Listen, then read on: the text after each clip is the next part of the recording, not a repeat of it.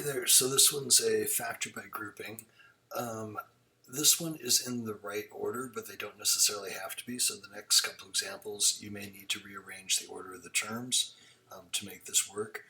What I'm noticing when I'm looking at this is, and my goal is going to be, I'm going to factor something out of the first two terms, whatever the greatest common factor is, and then what's left in those parentheses I'm going to want to be able to get again. So I'm looking here, it goes 9 to 4, and then this is 90 to 40. So I'm going to end up with something that looks the same when I factor those parentheses.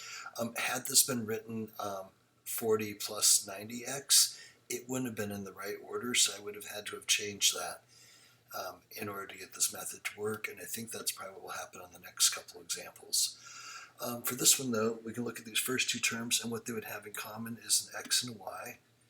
So we'll pull that out front, and it's going to leave a 9 and just one of the x's, and then the xy is gone, so it's going to leave behind the 4.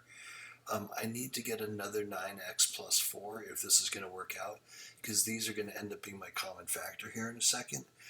In order to make that happen, I would have to factor out a positive 10, because 10 times 9 would make 90, 10 times 4 would make 40.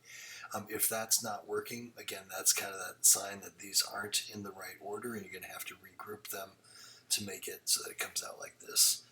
I can take that 9x plus 4 out front, and then I'll leave behind xy plus 10, and that would be it.